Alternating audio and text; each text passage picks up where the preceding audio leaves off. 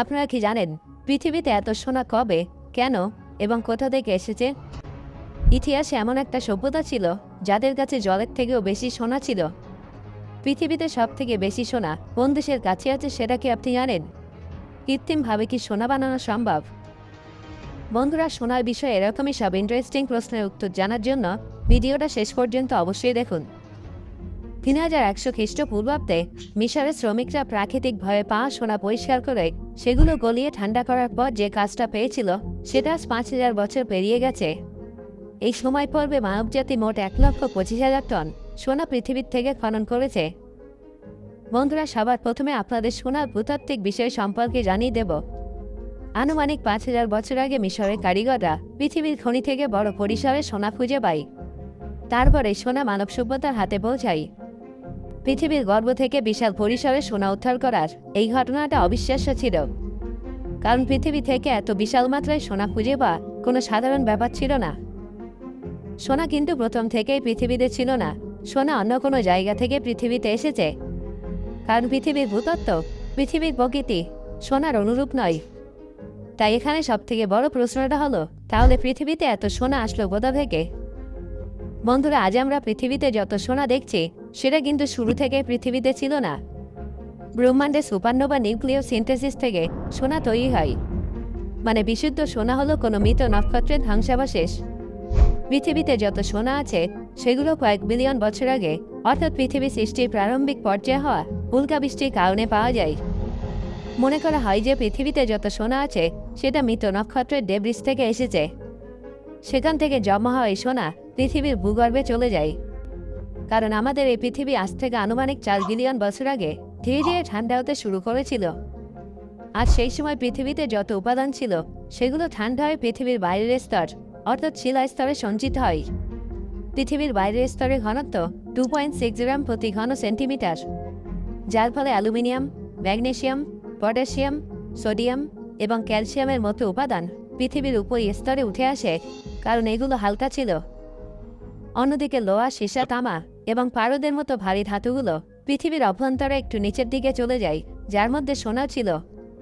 এই ধাতুগুলো হয়তো সারা জীবনের মতো সেখানে বন্দী হয়ে থাকত, কিন্তু পৃথিবীতে টেকটনিক প্লেটের উথাল পাতাল এবং আগ্নেয়গিরির অগ্নুৎপাত এই ধাতুগুলোকে বন্দী অবস্থা থেকে মুক্ত করে বাইরে বের করতে শুরু করে। আগ্নেয়গিরি লাভার ছায়ের সঙ্গে এই সমস্ত ধাতু বারবার পৃথিবী পৃষ্ঠের উপরে আসতে থাকে। এইভাবে অনেক সোনা পৃথিবীর আগ্নেয় পর্বত রূপে জমা হয়।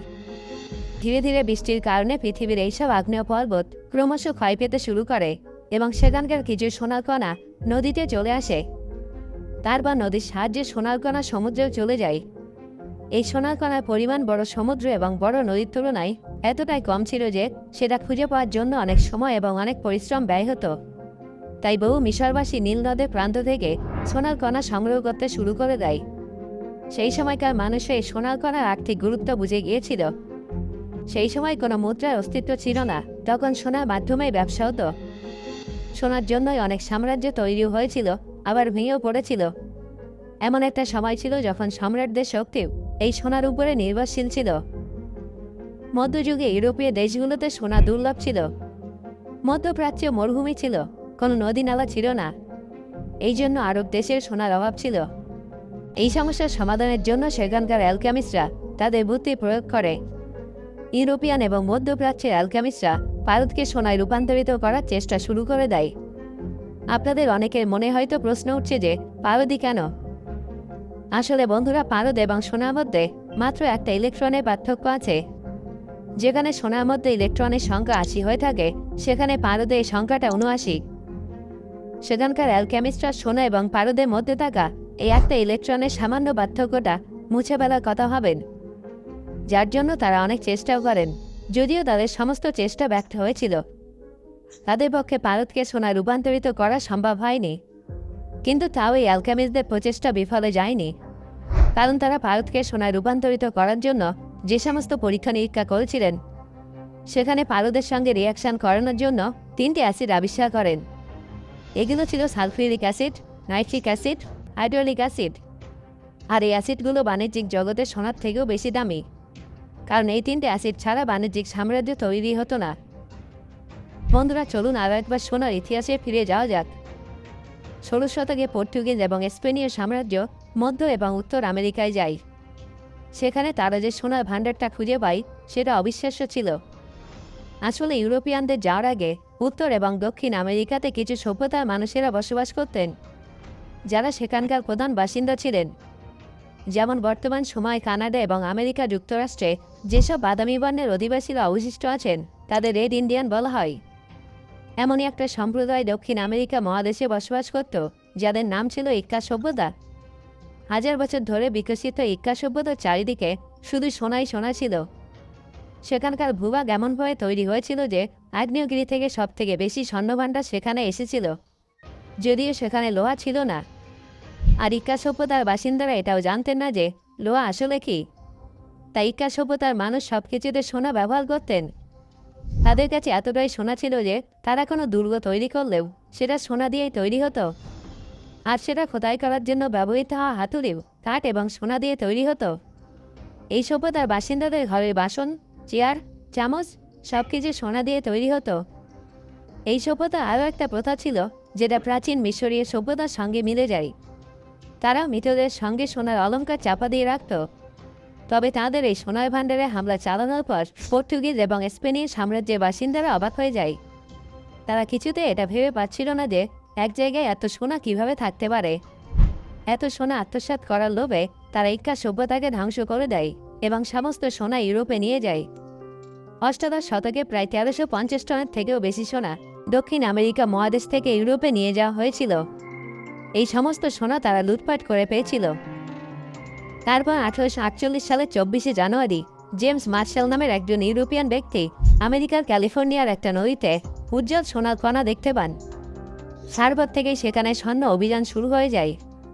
রাতারাতি হাজার হাজার মানুষ সেখানে বসবাস শুরু করে এবং সেখানে একটা গ্রামের নির্মাণ হয়ে যায়। কিছু বছর পরে এই জায়গাটা সান ফ্রান্সিসকো নামে পরিচিত হয়। তারপর আমেরিকাতেও এই হলুদ রঙের উজ্জ্বল ধাতুটার ভাণ্ডার বাড়তে থাকে। ক্রমশ সাইবেরিয়া এবং রাশিয়াতেও সোনার ভাণ্ডার পাওয়া যায়। তারপর সাউথ আফ্রিকাতে সোনার একটা নয় বরং 5টা সোনার খনি আবিষ্কৃত হয়। আফ্রিকাও সোনায় পরিপূর্ণ হয়ে ওঠে। যদিও দুর্ভাগ্যবশত আফ্রিকার বাসিন্দারা শুধুমাত্র শ্রমিক হয়ে রয়ে যায়। তারা নিজেদের সোনা নিজেরাই ব্যবহার করতে পারেনি, কারণ ব্রিটেন কমনওয়েলথের নামে বিভিন্ন দেশে লুট চালিয়ে যাচ্ছিল। আর এইভাবে কিছু কিছু দেশ সোনার কুবেরে ভাণ্ডারে পরিণত হয়েছিল। বন্ধুরা, এবার আপনাদের জানিয়ে দেব যে কোন দেশের কাছে সবথেকে বেশি সোনা আছে। অফিসিয়ালি পৃথিবীতে সবথেকে বেশি সোনা আছে আমেরিকার কাছে। আর এর মধ্যে সবথেকে বেশি সোনা আমেরিকার সরকারের দখলে আছে। এই দেশটার কাছে 8134 টন সোনা আছে। অন্যদিকে ভারতের কাছে আনুমানিক 800 টন সোনা আছে, যার মধ্যে 760 টন সোনা আরবিআইয়ের কাছে আছে। তবে এগুলো হলো অফিসিয়াল পরিসংখ্যান। কিন্তু আপনারা কি জানেন ভারতীয় বাসিন্দাদের কাছে কত সোনা আছে? সাধারণ মানুষের সংরক্ষিত স্বর্ণ ভাণ্ডারের কথা বললে বিশ্বের কোনো দেশ আমাদের সামনে জয়ী হতে পারবে না। আমাদের দেশে স্বর্ণখচিত মন্দিরও আছে। মন্দিরের ভূগর্ভেও প্রচুর সোনা আছে। যদিও সোনার খনির ব্যাপারে আমরা আগে থেকেই কাঙাল। আমাদের দেশের নদীতেও কখনো স্বর্ণকণা পাওয়া যায় না। তাহলে ভারতে এত সোনা আসলো কীভাবে? বন্ধুরা, ভারতীয় ব্যবসায়ীরা কয়েক শতাব্দী ধরে আমাদের দেশীয় মশলা, পোশাক এবং শিল্পকর্ম বিদেশে গিয়ে বিক্রি করতেন। সেই সময় এইসব নিত্য প্রয়োজনীয় জিনিস বর্তমান সময়ে পেট্রোলের থেকেও বেশি গুরুত্বপূর্ণ ছিল।